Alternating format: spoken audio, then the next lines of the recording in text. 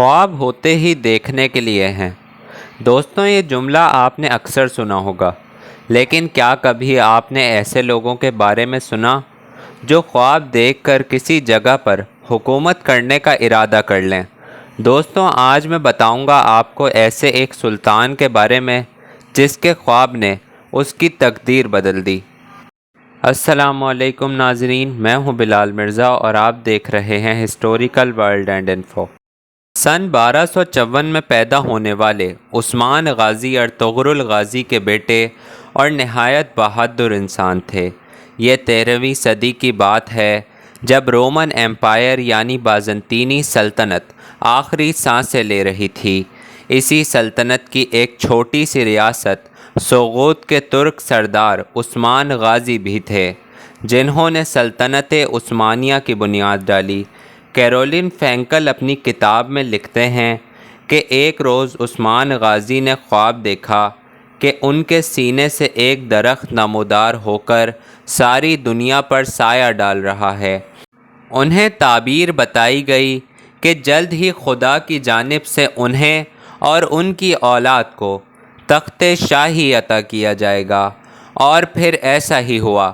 عثمان غازی نے قدرت کا اشارہ پاتے ہی آس پاس کی سلجوق اور ترکمان ریاستوں کو فتح کیا، بازنطینیوں کو شکست دے کر اناطولیہ کے بڑے حصے پر اپنا جھنڈا گاڑ لیا، جس کے بعد طاقتور سمجھے جانے والی یہ سلطنت 600 سال تک قائم رہی اور دنیا کے 3 برِ اعظموں تک پھیل گئی۔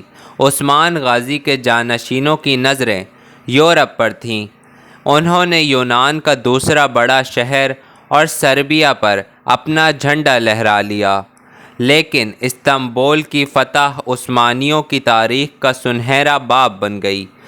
موجودہ استنبول، جسے قسطنطنیہ اور بازنطینی سلطنت کا دارالخلافہ کہا جاتا تھا، مسلمان پچھلے 700 سال سے اسے فتح کرنے کا خواب دیکھتے آئے تھے، لیکن ہر کوشش بیکار ثابت ہوئی تھی۔ وجہ تھی اس شہر کا جیوگرافیائی اسٹرکچر۔ البتہ جو 700 سال میں نہ ہو سکا، وہ سن 1453 میں ہو گیا، اور اپنی حاضر دماغی سے کام لے کر سلطنت عثمانیہ کے سلطان محمد فاتح نے استنبول پر فتح کا پرچم لہرا دیا۔ استنبول کی فتح کے وقت سلطان محمد فاتح کی عمر محض 21 سال تھی۔ حدیث پاک میں دی گئی بشارت کی وجہ سے اس نوجوان پر یہ شہر فتح کرنے کا بھوت سوار تھا۔ اس فتح کے بعد سلطان محمد فاتح، جسے محمد دی سیکنڈ کہا جاتا ہے، قیصر روم کے لقب سے مشہور ہوا۔ استنبول کی فتح سلطنت عثمانیہ کے سنہرے مستقبل کا دروازہ بن گئی۔ ایک کے بعد دیگر سلاطین نے سلطنت عثمانیہ کی حدود پھیلانے میں اعلیٰ کردار ادا کیا۔ سلیم اول کا نام اس فہرست میں نمایاں ہے، جنہوں نے مصر میں حکومت قائم کی۔ ان کے جانشین سلیمان عالی شان نے مغرب وسطیٰ، یورپ علاقوں سمیت ہنگری میں بھی سلطنت عثمانیہ کا پرچم لہرا دیا۔ مشرق میں عثمانی بحریہ نے ایران سے بغداد پر قبضہ کر لیا اور فارس کی سرزمین پر بھی اپنے قدم مضبوط کر لیے، اور یوں یہ سلطنت پوری دنیا میں سب سے زیادہ طاقتور سلطنت بن گئی۔ استنبول پر عثمانیوں کے قبضے نے یورپینز کو شدید صدمے سے دوچار کیا۔ ترکی کو قبول کرنے میں بھی وہ کشمکش کا شکار رہے، یہاں تک کہ یورپ میں ایج آف ڈسکوری کا آغاز ہوا۔ براعظم امریکہ کی دریافت اور اس پر قبضہ کرنے سے یورپ کو باقی دنیا پر برتری حاصل ہوئی۔ 16ویں اور 17ویں صدی میں یورپ نے سائنس اور ٹیکنالوجی کی دنیا میں قدم جما کر سب کو پیچھے چھوڑ دیا۔ اس طرح یورپ دنیا کے نقشے پر پھیلتا چلا گیا اور سلطنت عثمانیہ سکڑتی چلی گئی۔ عثمانیوں کے اقتدار میں رہنے والے علاقوں پر یورپینز قبضہ کرتے چلے گئے، یہاں تک کہ پہلی جنگ عظیم کے دوران انگریزوں نے ان سے اناطولیہ کے علاوہ تمام علاقے چھین لیے۔ سلطنت عثمانیہ سے ہندوستان کے مسلمانوں کو خاصا لگاؤ تھا، لہٰذا انہیں اس کے زوال سے تکلیف پہنچی، اور یوں سن 1919 میں ہندوستان میں تحریک خلافت کا آغاز ہوا۔ اس سے پہلے یہ تحریک مزید زور پکڑتی 1922 میں کمال اتا ترک کی قیادت میں قوم پرست طاقتوں نے ملک کا اقتدار سنبھال کر خلیفہ عبدالحمید کو معزور اور خلافت کے منصب کو ختم کر دیا، اور یوں 623 برس تک قائم رہنے والی اس عظیم الشان سلطنت کا سورج غروب ہو گیا۔ جدید ترکی کے معمار کمال اتا ترک نے مغربی طاقتوں سے مل کر 1923 میں معاہدۂ لوزان پر دستخط کیے۔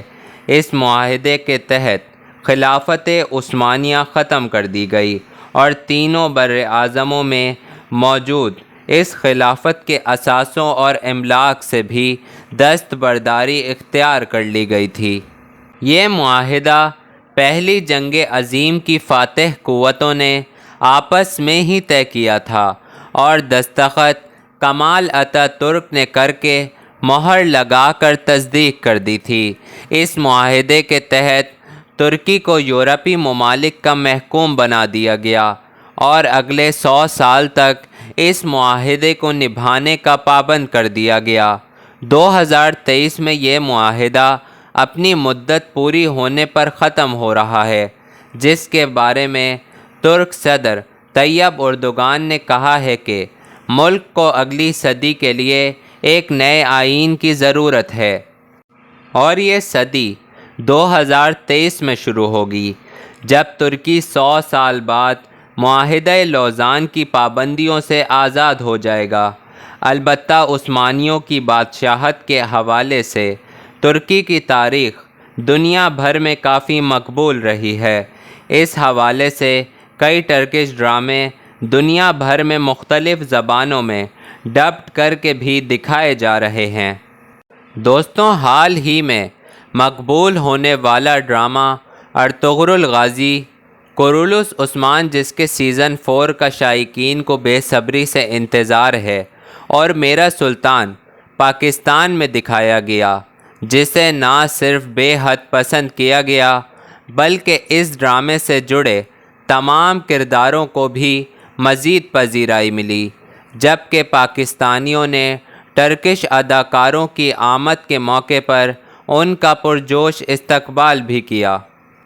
لیکن سوال یہ ہے کہ کیا یہ ٹرکش ڈرامے محض انٹرٹینمنٹ کے لیے دکھائے جا رہے ہیں، یا پھر اس کے پیچھے ترکی دنیا کو یہ باور کروانا چاہتا ہے کہ وہ آج بھی مجموعی طور پر مسلمانوں کو لیڈ کرنے کا اہل ہے، یا پھر اس کے پیچھے ترکی کا مقصد خلافت عثمانیہ کو فعال کرنا ہے؟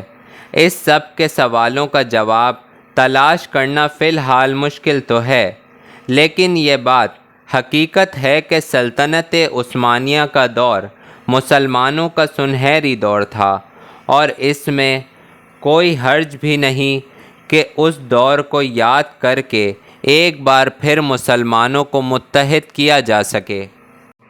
دوستوں، ان سب باتوں کے ساتھ چند سوال ہیں جو کہ سامنے آ رہے ہیں کہ کیا خلافت عثمانیہ دوبارہ قائم ہونے جا رہی ہے، اور کیا مسلمانوں کے عروج کا سورج ایک بار پھر طلوع ہونے والا ہے؟